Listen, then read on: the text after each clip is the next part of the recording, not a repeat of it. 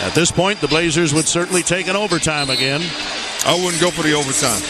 I think if I'm the Blazers, I'm going for the dagger. I'm sure that's being considered. And they have three-point shooters that can certainly provide the dagger. The Blazers have one three-pointer in the quarter. That was by Batum. But Nick's going to inbound. I don't know if there's enough time for him to get it back. This time they put Jones on Batum, and Howard is defending Aldridge. So in case the Blazers go for a two to their best player, Howard is defending him. Batum throws to Lillard. A three for the game. Bang!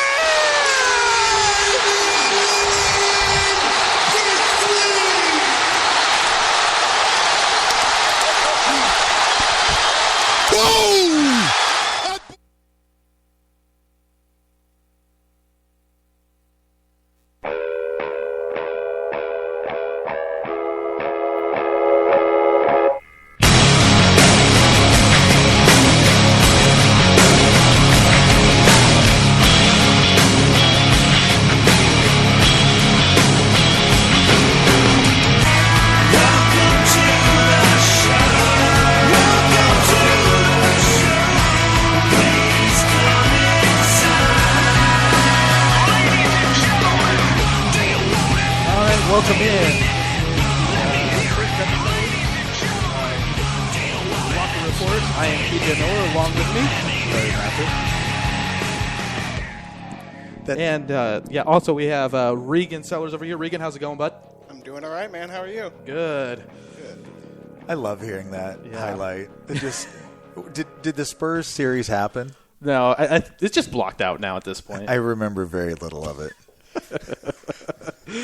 All right, so we are here, beginning of the Blazers season. Preseason just ended, and it was a pretty good preseason, I thought, for the Blazers. I think that we're going to kind of go over some things that we learned, some things that maybe we don't know yet, and I think that we did learn some things from this Blazer preseason. Yeah, I mean, there's so many people coming back, and you're familiar with Blake, that really it was just, I think, how does Kaman fit in? Which I think he fit in really well. I think you almost play off of him instead of having everything run through Mo and Mo dribbling and dribbling and dribbling. I think you run that offense through Kaman, and he's going to have a huge advantage over any frontline player that's off the bench on pretty much a nightly basis, I would think. And hopefully that gets guys some open shots. Yeah, so if you want to get in contact with us, you can hit me up on Twitter at PJMiller16. And I'm at TBPup22. And Regan, are you doing Twitter yet? I'm doing Twitter a little bit, at Stren83. And, of course, you can the official Blazers forum, Sports2, RipCity2.com. There's a stream in there for the podcast, so you can check us out there. Hit us with some questions. We are going to have Jabari Young, not to be confused with Jabari Parker, which that's happened a couple times already. I think. So Jabari Young from Comcast Sportsnet Northwest. He'll be joining us a little bit later. I think with some pretty good perspective. He's coming from San Antonio, and so he's going to have that outside perspective coming into it that I think is going to be good, and find out what he's heard about this Blazer team, and I think that's going to be a good preview for the season, which starts on Wednesday. Well, hopefully he brings us a title. So, the bar's set high. No pressure. Not at all. What did you see out of preseason? I mean, a couple LaMarcus's got a little bit of a nagging groin. Steve Blake was out with respiratory? Upper respiratory. Is that the Derek Anderson toothache? That was classic. Yeah, I think it was a good preseason. For me, the thing that was the best was watching the bench, seeing what happened with the new players, the young players. Chris came in kind of an afterthought coming into the season. Everyone was looking at Spencer Hawes. That was the kind of plan A going into the offseason. And Kaman comes in. He's not really as heralded. Last year with the Lakers, kind of fell out of favor down there, and just kind of hasn't been around for the last 2 years. And to see him come in, the attitude change that he's had during this preseason. You watch that the show he has, Being Chris Kamen, or is that what it's called? Exploring Kamen.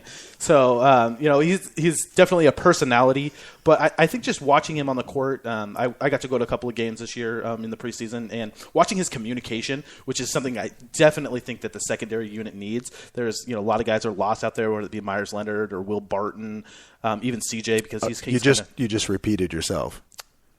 Well, you said Myers Leonard and lost in the same sentence. Yeah. So yeah, the same term.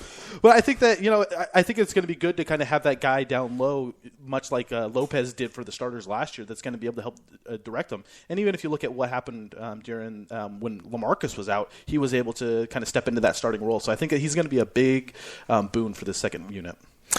Oh, I think he is too. I think you're going to miss Mo Williams, and I was not a big Mo Williams fan. But his ability to create shots for himself, for his teammates, if he ever stopped dribbling, maybe not the highest percentage of shots, but this roster does not have a lot of guys that can go out and just get their own when you have to, like in the playoffs or something like that. So they're really going to have to execute their offense. But Kamen's going to be a mismatch every night against the second team in there, and I think CJ can grow into that.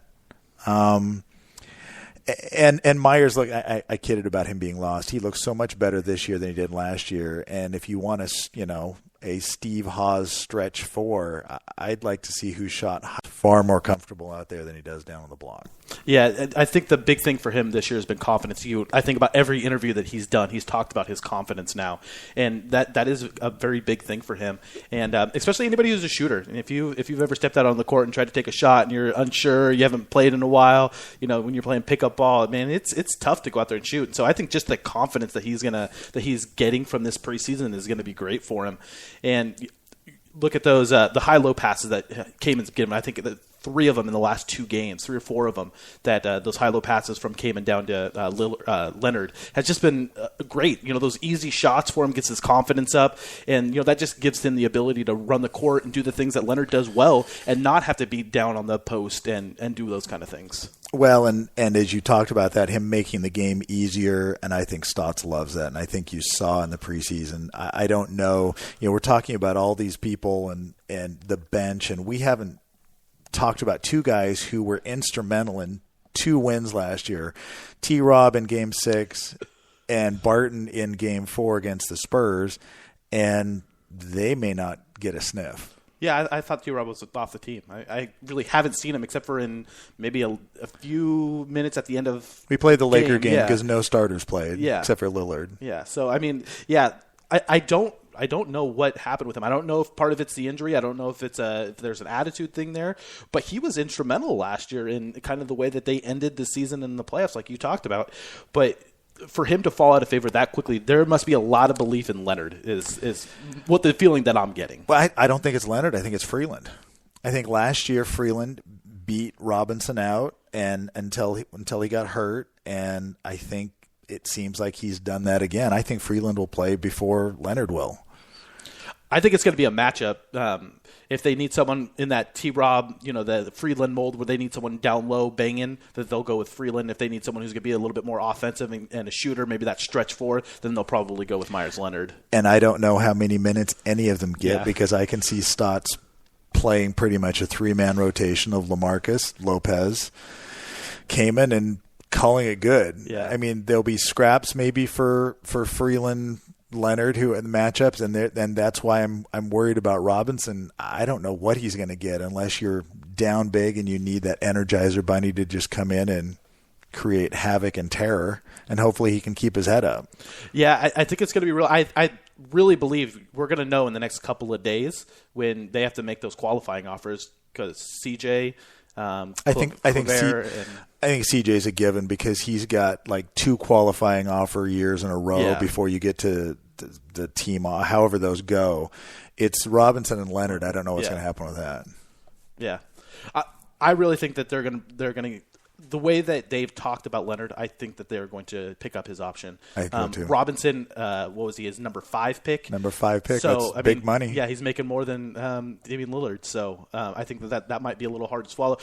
Given the fact that they've kind of pointed towards this offseason as the offseason where they want to try to make a move. I mean, they've been, every time O'Shea has talked about moves and stuff, it's always been pointing towards this offseason that, that cap hold. And they can still sign him. It's not like they won't be able to sign him, but he'll just be a free agent and he can go wherever he wants. But I really think that they're going to sign Leonard, and I don't think that they'll sign Robinson. I think that's probably where they're going to go. And maybe this coming summer we finally see that needle move. We've been waiting, I think. So Kaman come in. He's a pretty known commodity. Blake is on his 3rd time's a charm, I think. The starters are, they are who we thought they were.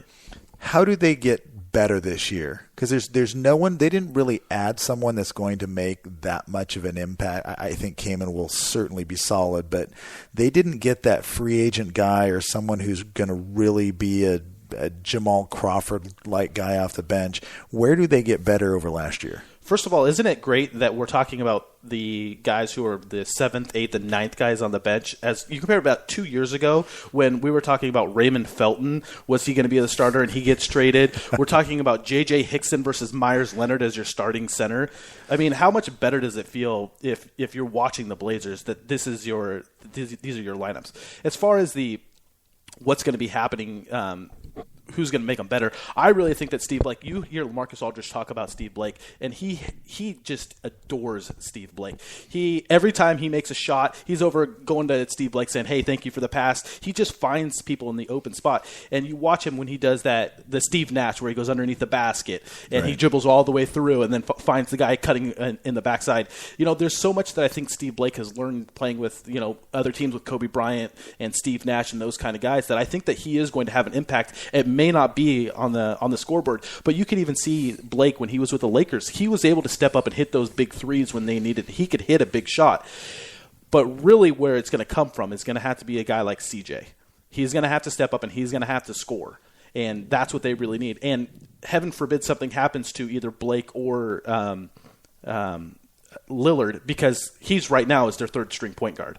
So if something were to happen, he's going to have to be ready to step up and play that facilitator role and maybe not even the scoring role. I almost thought, because Claver may not put on a uniform the entire year, that they might keep Morris or Garrett, one of those guys, just as a point guard to not wear a uniform so that they would have one, because that's a concern. I mean, if Blake's 34 years old and he's had a little bit of injury history, and if he goes down, Stotts talked about it being a facilitator role. Well, if Lillard's out, I'll put CJ Barton and Nick in the game all at the same time.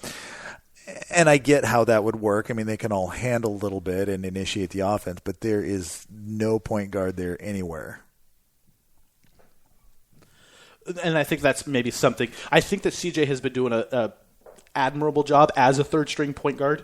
But if he is forced into minutes on a consistent basis as a point guard, I think that they will have to make a move. And it will be someone like you talked about, Claver, or someone at the end of the bench that they're going to have to either maybe use Robinson as some bait to try to get another point guard. But they're going to have to do something if something were to happen at that point guard position. Well, and as far as the starters, I don't know. I mean, Lopez was so good last year with Kaman. I think you'll probably see a little bit of a drop in his production, just because I think his minutes will probably go down a little bit. LaMarcus will probably lead LaMarcus. Lillard, you'd think he's going to find some way to step up his game a little bit and be, he's pissed off because he didn't make the Olympic team. Wes will be Wes. Again, as in the last 3 years in a row for me, it comes down to, what does Nick do? Does he play like the last couple of games, in the World Championships, where he went to the basket and he was aggressive, or is it like the first 3 or 4 games in the championship where he was 6-7 points a game? And that kills me, because it seems like we've been at that place for quite some time. I was just going to tag on there. Are we going to get Nate McMillan, Nick Batum? Or are we going to get Batum, who says he always wants to be everything, points, assists, rebounds? That's the kind of stuff we're kind of looking at for Batum because he's got to be our glue guy. He's one of the best in the NBA to being a glue guy, but he needs to just prove it game after game instead of 4 games here, 7 games off, 4 games here, 7 games off. Yeah, I think we're past the Nate stand in the corner, Nick, but you can see nights when he's so good, and I'm not asking him to put up 20, 10, and 6 every day. That's not his role here, and he's kind of the number 3 option anyhow. I just don't want to see the nights of 4 points but he got us 7 rebounds. Yeah, great, but we need more than 4 points out of him. Don't stop shooting just because you're 1 for 4. Keep going. He has that ability. He's got such ridiculous length. Even if he goes to the basket and just stops and pulls up, he hit a huge shot against the Rockets last year where he went baseline, and I think he kind of stepped back, Dirk Nowitzki, wrong leg, 1 foot over Howard, and Howard wasn't close to it. And Rockets called traveling. It was traveling. The Rockets calling traveling. That's where's my ironic dictionary? Yeah.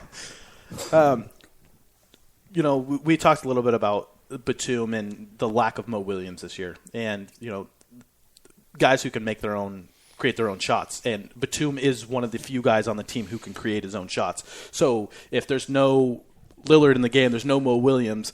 You're counting on a guy like CJ or Batum, who has proven it in both international and at the NBA. But consistency becomes the real key for him. Can he create his offense when the team needs it on a consistent basis? Because that's the thing he hasn't done.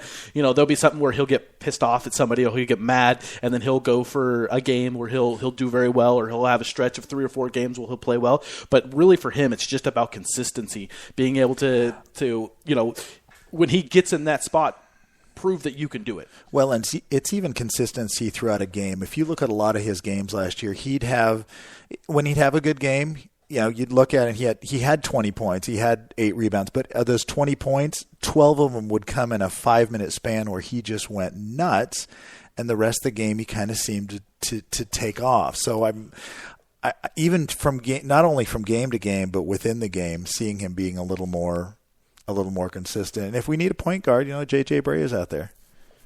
Tell him, why does he want to go back to Dallas? We're better than them.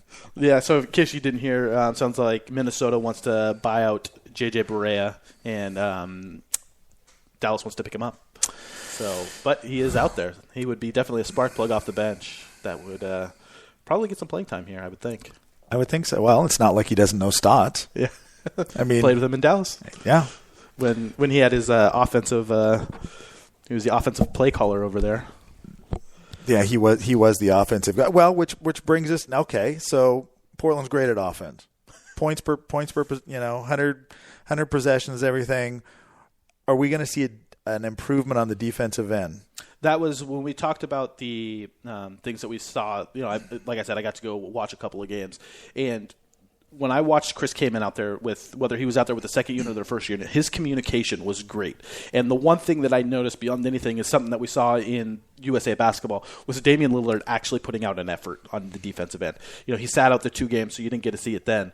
But almost every other game, he was actually, when he was playing Chris Paul, he was playing hard defense. And so I think that it'll start there. Wes Matthews and Damian Lillard have to play better perimeter defense if they want to be successful on the defensive end this year. They can't let them get into the interior where Myers Leonard, who is prone to foul trouble, you don't want to get Rolo in foul trouble either. And if they can communicate and they can play, even give effort on defense, I think that they'll be much improved this year. I'm not worried about Wes's effort, but you're right. The communication is a big thing because there are games last year where you could watch or I would sit low enough to where I could hear, and like Damian would just get enveloped in a screen. I mean, just blot out the sun, and like he had no idea it was coming. And I get that there's a learning curve, but at some point you would think, okay, you've either got to get around that in a hurry or jump under it, depending on how good the shooter is. But someone's got to talk to you and tell you where that screen is coming from. And so many times it seemed like he just got stuck and couldn't get out, like he had no clue. So hopefully if Kaman brings that rubs off on the rest of the team, and they do get better, because I don't think that they're a contender until they get – they don't have to be top of the league, but at top 10, is that too much to ask? No, they were 15 last year. They were right in the middle. 15 or 16, yeah. Yeah, they were right in the middle. So, that jump with another year under the belt, that was the first year that those starters played as a unit. Granted, they got to play, I think, 81 or 80 games as a starting unit together. Well, no, because Aldridge was out 7. It wasn't that many, was it? Was it? 6, 7? I'm not sure. Okay. But most of the year, they actually Right. got to play as a starting unit together, which is great. And, you look at a team like the Spurs, which we'll be talking to Jabari Young a little bit later about that consistency of guys playing together year after year after year. I think that there's going to be some, a little bit of mesh that's going to happen because they don't have to get used to somebody new. So I think that that's going to be a big on the defensive end this year. And, they're not learning new offense, and all those things make it easier to where when they go to training camp this year, they can focus a little bit more on the defensive end than they did maybe in the past. Right. So thank you, Brian from Washington, for pointing out that we keep referencing Spencer Hawes' father, Steve Hawes, who, I do that all the time.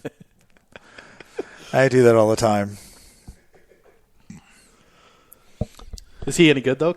Is he a stretch 4? No. Maybe a stretch 5? Not now. He's stretched on the couch. I think that's about as far as he goes. You know what? I think by the end of the season, Portland's going to be just fine that they got Kaman and didn't get Hawes, and it's so much better of a contract anyhow. Yeah, and that's what we talked about. I was talking to Regan pregame. I'm in the middle of kind of writing an article, and so this will kind of what it's about is like the GMs and kind of how things have kind of rolled out for the Blazers over the past couple of years. So, it's been a really good, he's done a very good job as far as Neil O'Shea kind of molding this team, and not necessarily with the Plan A guys. It's been a lot of Plan B guys that he's kind of done this with. These Steve Blakes, Chris Kamens, the Robin Lopez. None of these guys were. Boy, how much has their landscape changed in the span of a year? When you look over rosters and stuff, and I know we're going to go over at least some of the division and projection playoffs and stuff, how much is Houston, when you look at what they had last year versus Ashik's gone, Lynn's gone, Parsons is gone, and Ariza is the one guy filling it in? Yeah. I don't think they're going to be that good. Yeah. I really don't. Yeah, we'll get into projections. But it sounds like we got Jabari is ready, and we will go. Jabari, are you there? Yes. So we can just barely hear. Can you hear me? There we go. Yeah, it's coming through just a little bit. First of all, welcome to Portland. I mean, it's hopefully you're bringing a title with you. Was that the idea? I think that was one of the things that we agreed to in the contract that Comcast offered, but I offered no guarantees. But if I don't, then I was told they're going to void it at the end of the season. Oh, well, that would be a lot quicker than Comcast has voided the cable deal that we have right now. I think we're still waiting. You don't know about that one yet, so I have nothing at all to do with that. I know it sucks in some respect. I know a lot of people don't get Comcast, but I'm hoping that they're able to settle something with two satellite dish companies that I won't really name, but that's out of my control, though. So you came from San Antonio, and anytime we watch anything on TV, we always hear about Greg Popovich. Give us your best Greg Popovich story. Oh, wow. My grandmother died in the middle, at the beginning of the NBA Finals, and I missed Game 2, and I flew out to Philadelphia, where I'm from, to her funeral. And I made it back to Miami at halftime of Game 3, and I saw him the next day at practice. And I'd always heard Greg was definitely, Coach Pop, I should say, was definitely one of those guys who really did not care that much about basketball, especially when it came down to things that are more important in life. And we were talking about the game in Game 2, and I said, well, I missed half the half of the game because my grandmother died. And he didn't know that, and the expression on his face after I saw, what I saw from him was that it was all true. He was more concerned with was I okay? Was my family okay about my grandmother being having passed? And I assured him everything was okay, but he looked at me and told me, it really puts things in perspective. When you go through a moment like that, basketball really doesn't matter.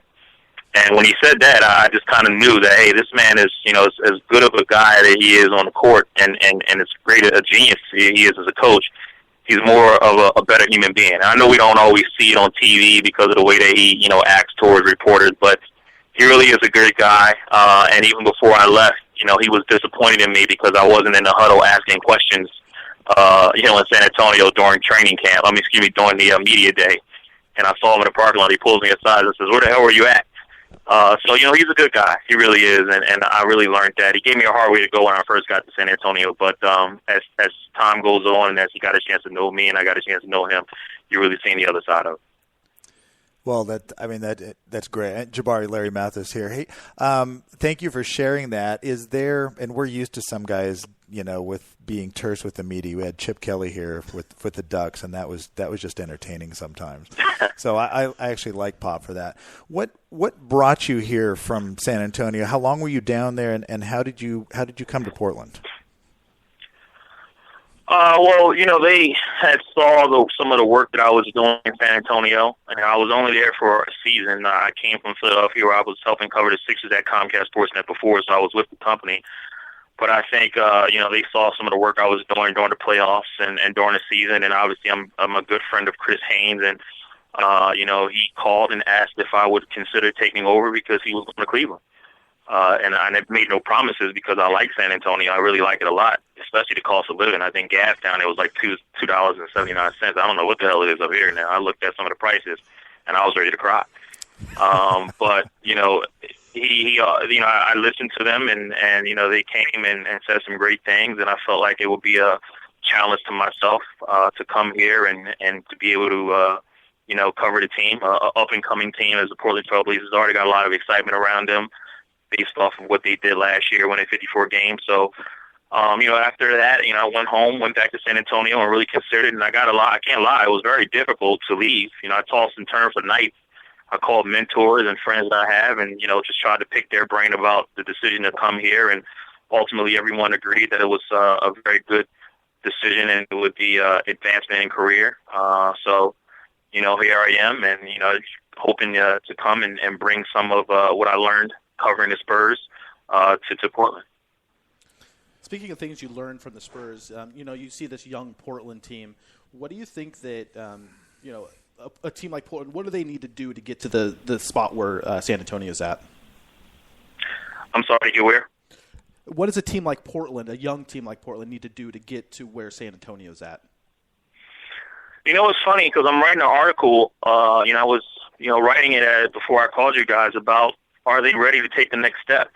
And I was at practice today and had a chance to talk to Nick Batum and Wes Matthews and LaMarcus about that, and even Coach Stotts. And one of the things that it's always hard to take that transition, to make the transition from being a good team, a playoff team, to being a championship contender.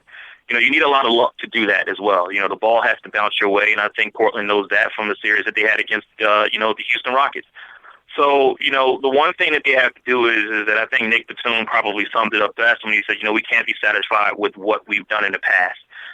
They've only won one playoff series, and I believe it was their first in 14 years. So they got a lot of work to do. But the one thing that they can't do is they cannot allow the small success that they had diminish what they're trying to accomplish, and that is winning a championship ultimately. Now, obviously the process is tough because the West is so deep, but they have a lot of good pieces on this team. And I think, keeping your ego in check and doing everything as far as from a team perspective, playing good defense and having, like I said, a lot of luck will determine if they can take that next step or not. But they certainly have the tools, but they got to put everything in place. And I think that's coming in, grinding every single day, trying to get better every single day, learning from your mistakes. As we just talked about Greg Popovich, one of his philosophies was, which I thought was great, and the one he lived by with the Spurs was, is you don't get too high off a win and you don't get too low off a loss. You got to keep everything in perspective because guess what?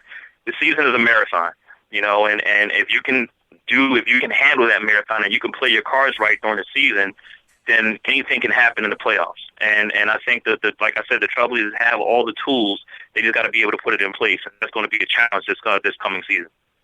So, Jabbar, you've just started to meet with the team and go to some practices. What was your impression maybe just before you got here as someone who covered another team and would see the Blazers maybe when they played the Spurs or catch a game, just before to preview a matchup? What did you see when you're looking at, okay, what are they going to bring tonight as a bit of an outsider versus now you're going to be an insider?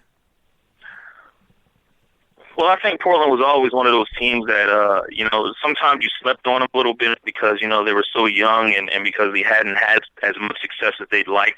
But at the same time, you saw the excitement surrounding Damian Lillard, especially during his rookie year. So you knew that they were a team that you couldn't necessarily close your eyes on. You had to keep one eye on them. And I think they surprised a lot of teams last year. They surprised the league. Only won 54 games. They were only 5 games out of winning the division last year. So, but the thing that's always surrounded Portland, it wasn't necessarily the offense because they had an all-star LaMarcus Aldridge already. It was the fact that can they play defense. And that's the thing that's going to really translate, and that's going to carry over to if they can become good to great, if they can play defense. So they gave the Spurs problems last year, if you remember, during the season. It's not like they were, the Spurs are just, spanking them. And for a long time, Portland had San Antonio's number. LaMarcus Aldridge was just a beast down there. But the Spurs were able to lock down and really take him away and really control Damian Lillard to win that series, and they were on a mission. So I think when you think about the Portland Trailblazers from the outside, you look at it as a young team full of excitement. They're capable of putting the basketball in the hole, but at the end of the game, can they lock down when they need to? Can they make the decisions that they need to make to win a series and to advance to the playoffs? And right now, obviously, we saw that they did that once last year, and can they continue to do it is going to be the question. Now, when you talk defense, is that a schematic thing in the NBA? Is that an effort thing? Is that an understanding? What is it in the NBA that makes for a good defensive team? I think it's all three, and if I had to pick one of what you just said, I would say effort. Listen, you're not going to always have the best lockdown defenders in the world. You look at the San Antonio team, right? Tony Parker is not the best defender. I think he may be a little bit underrated. I think I probably even underrated him a little bit, but he is able to play into a scheme and really use a lot of effort that he has to, control a lot of point guards. Guys like Russell Westbrook and even Damian Lillard, they're faster, they're quicker, they may be even a little stronger, but Tony is still able to, utilize, bring that effort every single night, and the team is allowed to play team defense to help. Kawhi Leonard is their best perimeter defender that they have. A guy like, Tiago Splinter, he's a blue-collar guy. So it takes effort, too. It's not only scheme, but it takes a lot of effort to do it. Now, scheme plays a part, but if your effort is not there, it's only so much that a scheme is going to do defensively. So effort is a lot. And I think, when you're looking at the Trailblazers, they have definitely the guys who can pull it off, but do they want to play defense? Do they want to lock down guys and really take away teams' strength? That's going to depend on if they want to put the effort into it. And as of right now, they say that all the effort is there. Terry Stotts said that he's seen improvement on defensive end, especially transition defense, where they struggled last year. So now we'll just wait and see if that effort, if it will be displayed. Well, and we always appreciate any perspective, especially coming from an organization like the Spurs, because for my money, that's the best run organization in basketball and maybe in sports. I think of the Cardinals in baseball. Around sports, you look at different organizations and how they run their team, front office, management, coaching, and everything. And the Spurs have just done such a great job for so long, to get a perspective coming in like that. Really, I think it gives you a good grounding of where you are and where you want to go. Yeah, listen, they're definitely the blueprint. We were talking to Doc Rivers, the media was before the game, the preseason game in LA the other day, and I was asking him, hey, what does he see in his Trailblazers team? And he said, listen, I like them. I picked them as one of the teams that can definitely win the West. But the one he added, the last thing he added was, but to be honest with you, there's nobody better than San Antonio Spurs. We're not better than San Antonio Spurs. The Clippers, he meant. The Trailblazers aren't better than the Spurs. The Spurs are the best team in the West, and everybody should be trying to figure out a way to beat them. And until somebody figures out a way to beat them, we shouldn't even be talking about anybody else. Not ourselves, not the Trailblazers, not the Mavericks, not the Rockets, not the Golden State Warriors, not even Oklahoma City Thunder. Nobody. And the Spurs, obviously, they've had a luck. They have a lot of luck because they got a guy named Tim Duncan who really keeps the locker room in check, keeps egos in check because they look at him as the soldier of the team. And obviously, when you have a championship coach in Greg Popovich, he's going to demand your respect from the very beginning. And they have a philosophy down there. If you don't fit in, you're gone. You're not going to work with you. They're not going to try to. If you're a vet, you come in there, you sign, you don't fit in, you're gone. Classic example of what happened with Steven Jackson, a couple of years back. Yeah. So, they are a good team, but they have their flaws too. Don't mistake it. They do have their flaws, but on paper and what they put out there in the public is phenomenal. So what's your impressions of this young Blazer team about some of the star players? You look at Damian Lillard, comes from Oakland, kind of into it. You know what? They're a good group of guys. They really are. LaMarcus is definitely, obviously, we know he's an all-star. Damian Lillard is proving what he can do as a big-time shot maker, a guy who has heart, and I think you got to respect that from the very beginning. You can teach basketball. You can teach some of the things that a player needs to learn to get better, but you can't teach heart. You either have it or you don't. We see that Damian Lillard has it. He's not afraid of the big moment. I was watching him against Chris Paul the other day, and he was. I asked him after the game, was him and Chris were they going at it? He said, "Nah, but the rest were." I was trying to explain to the rest that he was holding me a little bit, and he's not afraid of a challenge. He will go at you, and he's definitely not afraid of a challenge. But the one thing that's going to be very interesting with Damian Lillard is that how is he going to be able to handle the success? Because, the success can hurt and it can help. It can hurt because you can get too full of yourself. Your ego can get in the way of you trying to become a team player. And it can help if you're able to learn some of the things that you endured to get to that success and also fuels you to become even better. So, how he's handling that success, on Colin O'Brien, he's a star now. He's a bona fide star, and we got to see how he handles it and see if it translates to him becoming a better point guard on the basketball court, because face it, Tony Parker schooled him last year in the conference semifinals, and he's going to have to get better. I was looking at some stats between him and Westbrook. They played 5 games together. He's 1-4 when they matched up against the Oklahoma City Thunder. So he has to become a better point guard if the Trailblazers are going to become a better team, and I think he knows that. All right, Jabari Young from Comcast Sportsnet Northwest is joining us right now. Well, and just one last thing, and probably the most important thing, especially if you're a friend of Chris Haynes, will you be playing Will Barton one-on-one? Absolutely not. We are getting oh, go ahead. I was kidding with LaMarcus the other day in L.A., and I said, I might challenge Damian to a three-point competition. And LaMarcus looked at me and laughed and said, good luck with that one, because leading up to this, he's going to talk mad trash, and if he beats you, you'll never hear the end of it. So I might be rethinking that one, because he said I don't need the Dame to be embarrassing me all over the internet about that competition. So I might even rethink that. How quickly did Chris call you, text you, whatever, and say, hey, it only took my second shot to score on Will? I watched the video. I haven't spoken to him about it. I haven't even talked to Will about it. But, the team is kind of clouding Will Barton a little bit, because he was talking mad trash about how he was really going to shut Chris Haynes down. And when he didn't do it, oh, man, they just was really clowning him. So I think he's really pissed off about that scoring thing. He might not admit it, but I think if Chris Haynes when he comes back to Portland against the Cavs and Will sees him, I think he might challenge him again, just to kind of prove that he can shut him down. But, believe me, Will is not hearing the last about that. No, well, he scored on him again. I think they finished it out. Yeah, I think it was twice. He scored on him twice. So, all right. Well, thank you, Jabari Young, for joining us. If someone wants to follow you on Twitter, what's your Twitter handle? I'm sorry? What's your Twitter handle? Oh, Jabari J. Young. All yes. right. And feel free to hit the follow button, and if you don't like what I tweet, you can hit unfollow. Yeah. And you'll also be on Comcast Sportsnet Northwest on Talking Ball after games, and I'm sure that you'll be on the Blazers Courtside or some of the other programs on Comcast as well. Is that correct? Absolutely. Did they tell y'all that y'all have to promote that in order to talk to me? Did they say that to y'all? Yeah, they kind of cracked the whip on me. No, they didn't. Well, Jabari, we thank you for coming on. Welcome to Portland, and hopefully this Blazer season is going to be something. Bring a little bit of that San Antonio magic here. I appreciate it, guys. Thanks for having me. Thank you, Jabari. Thanks. Well, it's great. He's very good. It's great to get the perspective of the San Antonio and that what he brings, the knowledge that he brings from there, and I think that he's going to do a great job there. And it was a good conversation. Well, and he talked about effort and scheme. He said effort being the first thing, but then the very next line was, how Parker fits into the scheme and his effort and everything. Because you look at the Spurs, and yes, Tim Duncan was a tremendous defender for a long time and still certainly above average, but he's going to be 38 this year. At some time, Father Time is undefeated, and that's going to slow down. And if you go down their lineup, who's a great defender? Kawhi Leonard probably is going to be a pretty good defender. I don't think anyone would accuse Ginobili of being a great defender. Boris Diaw. Thiago Splitter's not bad. Flopping is a defense. Yeah, great.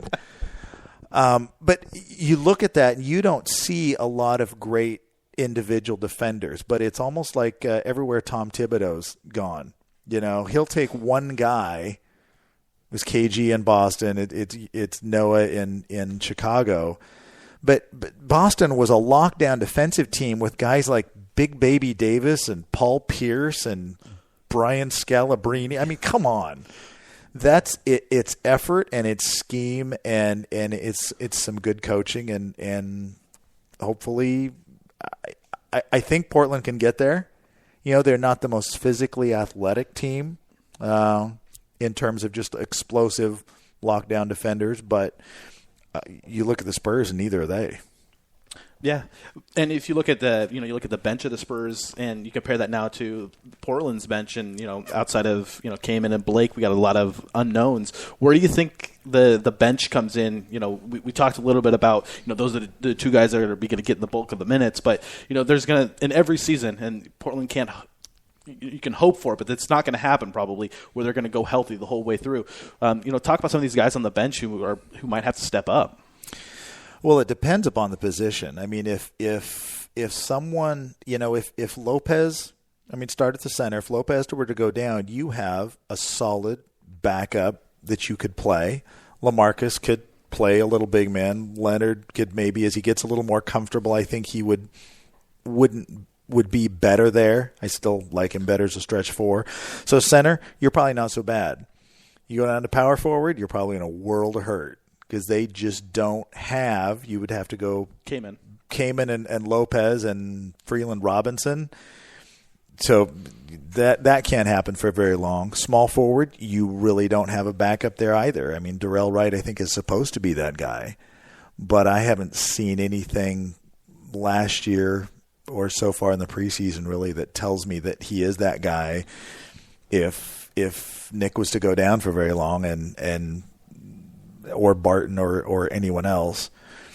I would almost at this point I would think that they would move West down and put CJ in. Probably and go small and Stotts likes to do. I wish we'd go big more. Can we move if we had another small forward, can we move Nick to the 2 and actually have a mismatch in our favor? Or just put Nick at the 1. Yeah. Shooting guard, I think you've got more options there, obviously, with CJ and Will. And one guy we haven't talked about at all because he won't see the light of day either is Alan Crabb. We hear about in practice how good he is in practice, how much he can shoot. And last year, it didn't matter what we heard. He would come in and couldn't hit the broadside of a barn. And this year in preseason, he looked a lot more comfortable. He looked stronger. He wasn't hesitant. You can tell the guy's got a stroke. And you saw that when he was at Cal. But he looks like he could actually be, a 3-and-D guy off the bench that could contribute somewhere down the road. I think the thing missing for him right now is that D, though. He looks kind of lost still on defense. Part of that comes with playing time. Yeah. You're not going to get, but he looks so much better this year, even in the few minutes that he got. And in the Laker game, all the bench guys, got a good run. But I know he's not going to play, so we're talking about something that doesn't matter. But Blazer fans like the guy that doesn't get off the bench much. It's the backup quarterback syndrome. Yep. Best guy in the field's backup quarterback. That's the Claver effect. That's what it is. Okay, we're not going that far down the bench. Okay, so does he actually dress this year? Does he make it onto a DNP off the DNP? I hope he has a good relationship with Mario's or wherever they get their suits. He's got to be irritated because he's going to be the one white guy that's not going to play coming off the bench. Can I say that? Yeah. No, it's fine. At the Blazer, the Fan Fest, they have the black and the white team, and I was like, well, the black and the white team, the black's the starters and the white's the bench. Isn't that what? And I just kind of like, oh, can you say? I don't know, but that's just the way that it might happen. I think Blake and came in and Freeland. Maybe Freeland, the first guys off the bench. And I think you're right. I think CJ's going to get some run. I think they're at times they're going to try and get him some run because he's healthy. He's showed the ability. He's got a little more experience, and he's got a little swagger to him, kind of like Lillard. He doesn't have the physical explosiveness that Lillard has, but he's got that. He's got a confidence to him. And I think it's really key this year to find out what you actually have with him. Wesley Matthews. There's a lot of contracts up at the end of the year, and you want to know, what are your options? So if something were to happen, and Matthews is going to be an unrestricted free agent, are you going to try to match anything that comes his way? Are you going to try to keep him here? Is it, where's your threshold for that? Do you have someone to come in if he leaves? So I think it's really key this year to find out what you have with CJ McCollum so that you know what your options are come the end of the season. And the only way you're going to find that out is by putting him in the game. And, we talked endlessly about minutes last year with the starters. And, if you want to be healthy, you got to do like the Spurs do. You got to rest some guys sometimes. And I think that CJ is one of those guys that's going to have to step up and play some minutes. If he could develop into, and he's certainly not this type of player in terms of how he plays, but if he could develop into the combo type player of, say, back Danny Ainge, when it was Porter, Drexler, and Ainge, and they just basically rotated. Three guys. That was rotation. It. Ainge came in for Porter, and he'd play the point guard, and Clyde would go out, and he'd move up, and he'd play the shooting guard, and that was it. And there was such a consistency. They knew their roles. Ainge was good enough that he could play both. Drexler obviously could handle the ball more than Matthews can, but Nick can do some of that. If CJ could get to that point, and he's more of a scorer, I think, than Ainge. He's good shooter, but if he could get to that, that would be tremendous for this team and just kind of solidify, because they've got a set kind of 7, and you think Freeland will probably be that 8, but they need a guy that can come off, that can create shots and score still. And as much as you run offense through Kaman with the second unit, I think there needs to be a wing player that can do that. And it's not Blake. Not Crazy Barton. And not head down Barton. It's less crazy than before. He's toned it down a little. He has. He brought his head up. That's good. That's a start. Well, I got a question for you guys. Fonz is here on Rip City 2, and he goes with the season starting. I want to kind of know about some of the other teams. Where you guys see them improving? Where do you see some people lacking, some teams lacking? That's a great segue. But first, we're gonna go. We have a little segment. We're gonna play audio highlights from the Clippers game, and then we're going to talk about the rest of the division. Great. And the rest of the conference.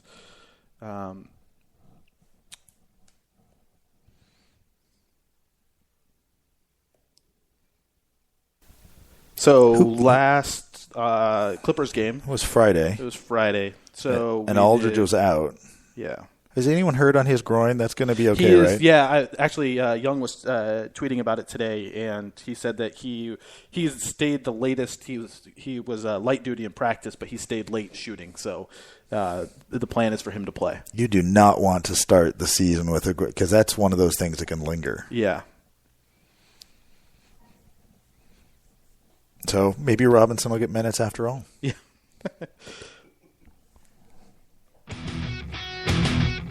So this is Wheels Calls over some music from the highlights.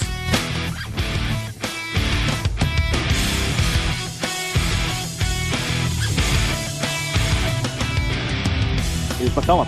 McCollum dribbling right, coming back left, fade away from the foul line. Perfect. DJ McCollum with 4. He had all 17 of his points the other night in the second half. Douglas Roberts. Pass tipped away by Del right. He has it. Making a move front court on Douglas Roberts. Jams it.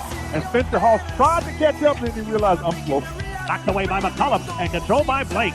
Turkoglu thought he was fouled, but back comes Blake for Portland. Lob ahead of Freeland, running the floor, lays it in. Beautiful lead pass by Blake, and Freeland now in double figures with 10. Back up, take you on. Headstrong to take on anyone. I know that you are wrong. Headstrong. There's now the 6 rebound. Back comes Blake with 7:19 left in the game. Blake to Leonard. Oh, he's open out front for a 3. You ring it up. Myers Leonard trailing the play, and Blake found him. Second three-pointer for Leonard, and the Blazers by 14 at 87-73.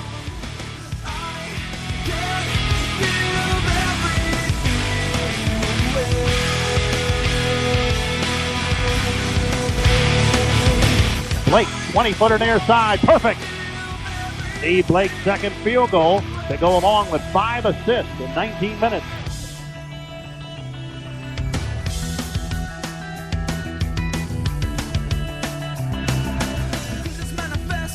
Cunningham has it again. Robinson has him on a switch. Cunningham going one-on-one. Cunningham crossing over. A pullback 3. It's in. Jared Cunningham. 986 Portland.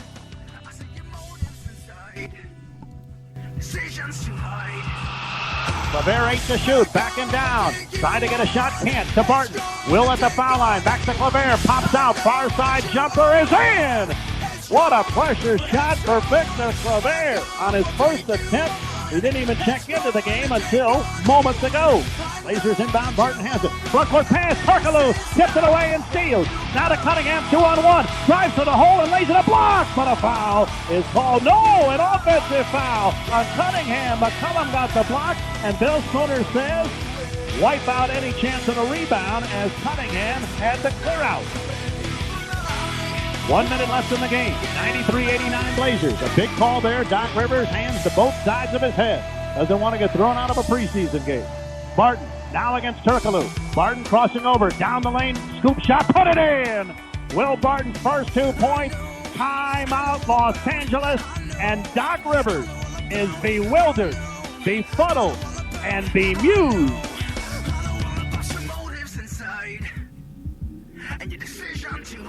Cunningham with 25 seconds. Front court to Ingles. McCollum reaches around and steals. They won't catch him, but he dunks it with 2 hands at the other end.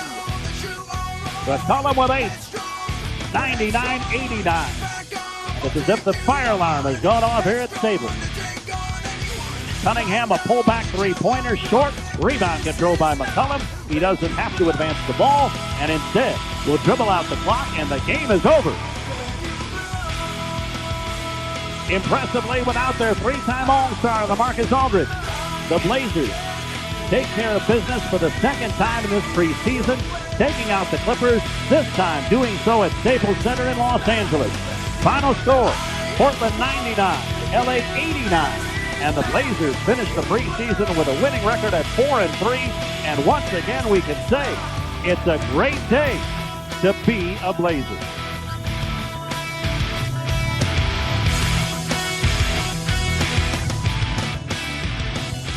So there it is, the Clipper game in highlight form. It's time for the regular season. I love hearing Wheels in his fine alliteration regular season form. Wheels is ready to go. You know those noise sound meters they have? Like they have the Seahawks, and the Blazers sometimes make noise. I want to get one of those that does a readout of Wheels' blood pressure when the Blazers are doing really well. I want to see how high that goes. Or like end of game 6. Just pop the top right off of that thing. But Clippers was a good game. That was a good way for the Blazers to end the season against a team that I think at least in the first half was playing to win the game, and with their starters, and kind of gives a good omen going into the year with these teams that in the West. You look at the Clippers, San Antonio, Golden State.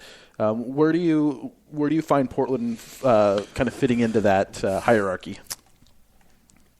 I struggled with this. And had to redo it because the Thunder aren't going to be able to field a team by opening night the way they're going. They've got, 3 guys out now? I think they've got 3 guys out. Yeah, because Durant's out. Perkins is out. And they've got 4 then. Yeah. Durant's out, of that play. Durant's out 5 to 7 weeks. If Perkins is out, Morrow's out.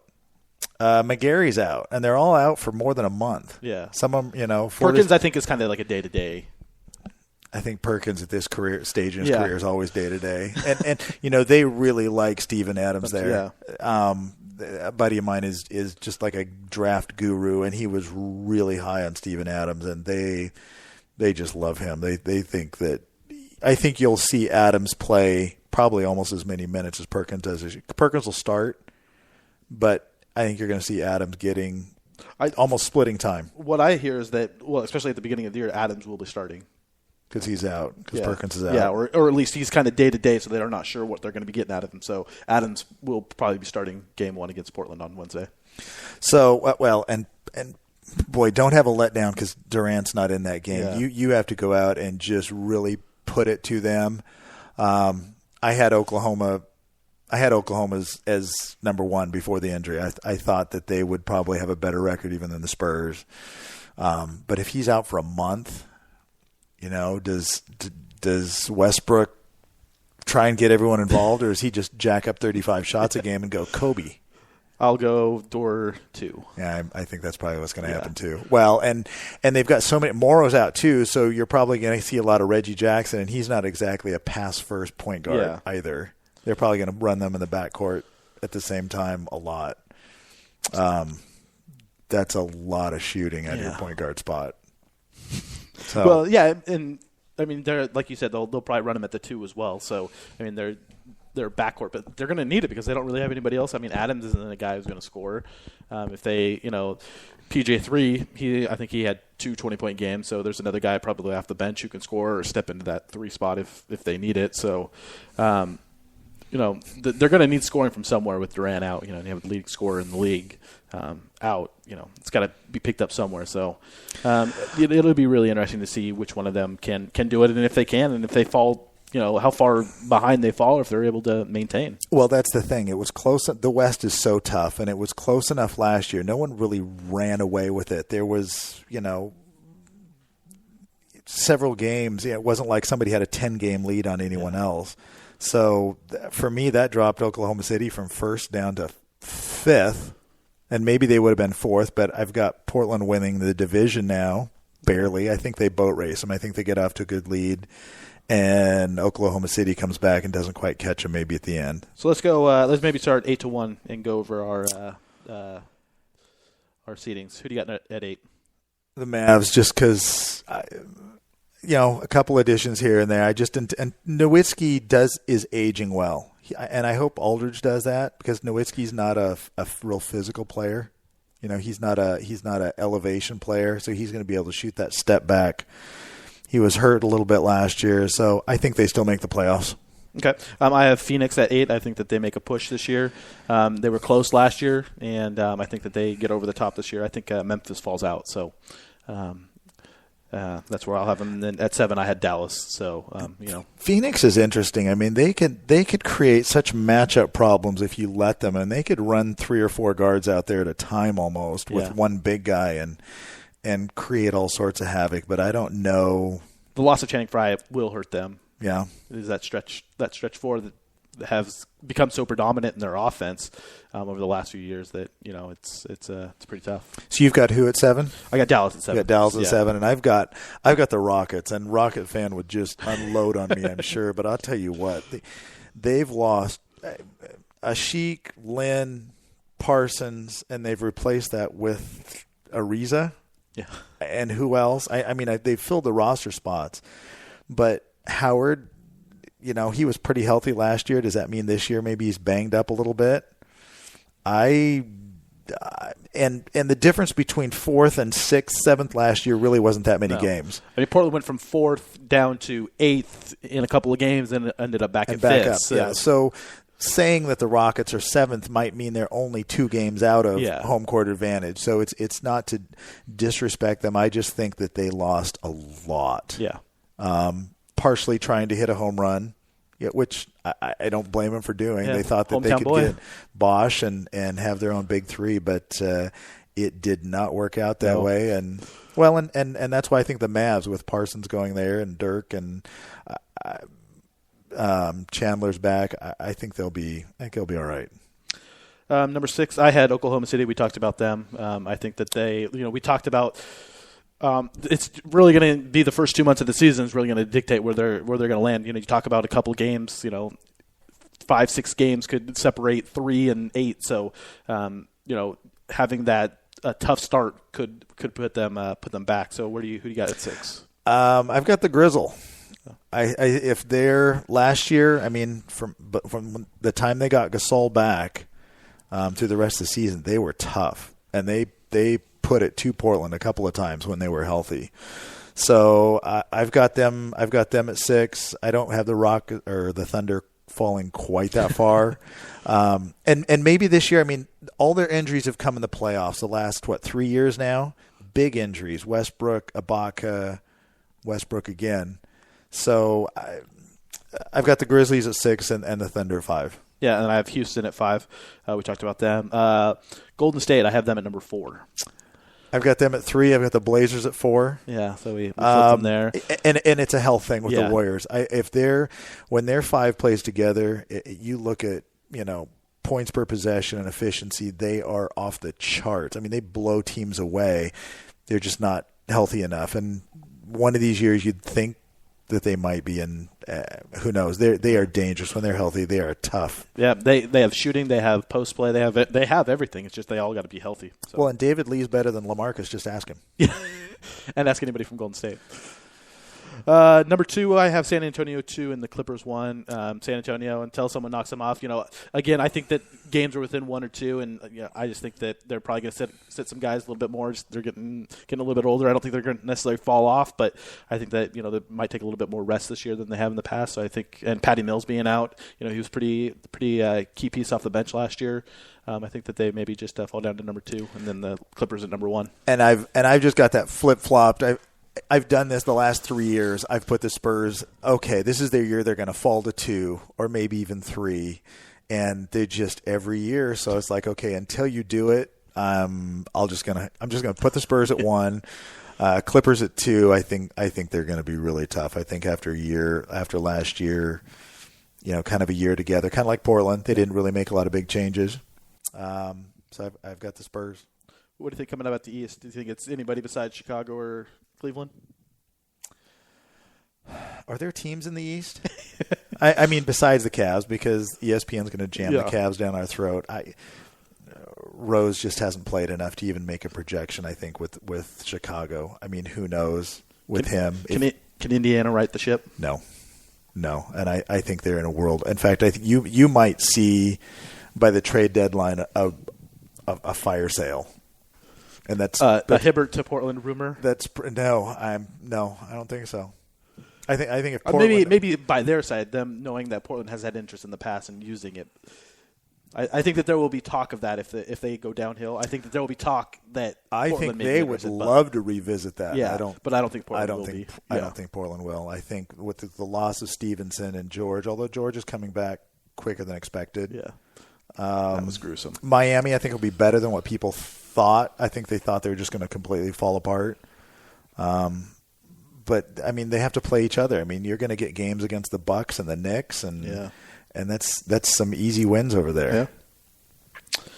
All right. Well, I think that's going to wrap it up. We're trying to keep it to an hour, but I want to say thanks for listening up. We'll be doing it again next week. We're not sure. Blazer game is on Sunday next week, but we'll have another one. We'll keep everybody up to date on when it's going to be. Again, you can follow me on Twitter at PJMiller16. I'm at TBPub22. And I'm at Stren83. So, and thanks for guys. And we didn't get to a lot of the stuff that was online. We got a lot of Brian, just great stuff all show long. Yeah. We're looking at it, and sometimes hopefully we covered some of it, and he kept us in line with some stats. How many games Aldridge actually played, some shooting Steve percentages. Haas. Not Steve Haas. Some of the comments from guys in the thread, either on the thread or some of them have my cell number, so that was blowing up quite a bit. But thanks for the feedback, and we'll try and do better next time. All right. Have a great night, everybody. All right.